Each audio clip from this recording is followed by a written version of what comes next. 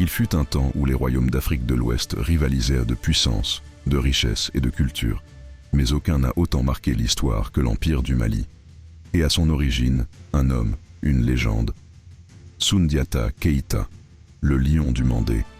Né dans la douleur, promis à l'oubli, il devint pourtant le fondateur de l'un des plus grands empires africains.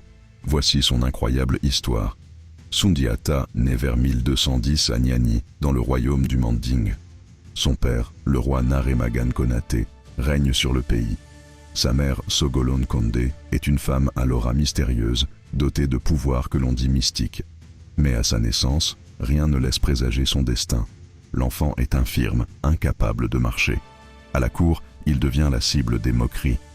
Beaucoup le considèrent comme un fardeau, un fils indigne d'hériter du trône.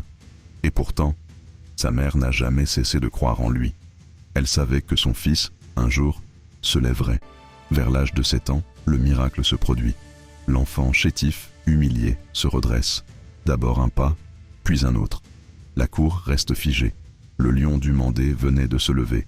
Dès lors, Soundiata se forme aux arts guerriers, à la stratégie, à la politique.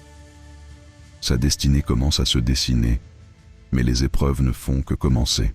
À la mort de son père, le royaume sombre dans le chaos. Un usurpateur, le redoutable Soumaoro Kanté, roi de Soso, étend son emprise. Tyrannique, il soumet les peuples par la terreur.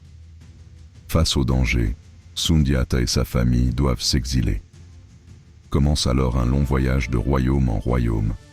Partout, l'exilé gagne le respect grâce à son intelligence, sa bravoure et sa dignité. Pendant ce temps, Soumaoro devient de plus en plus cruel. Le Manding agonise sous sa domination. Alors, les chefs se souviennent du fils de Sogolon.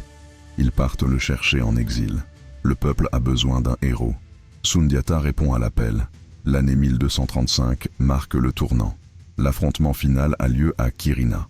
D'un côté, les armées unies sous la bannière de Soundiata.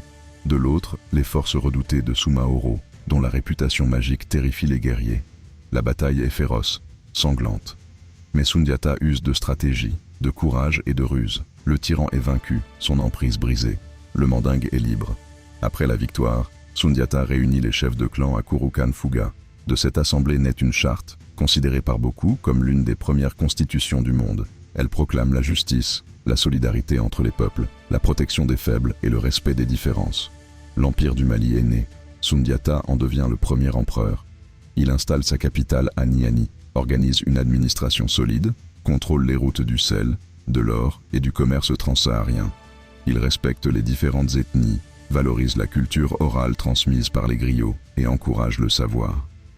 Sous son règne, l'empire s'étend sur des milliers de kilomètres, du fleuve Sénégal au Niger.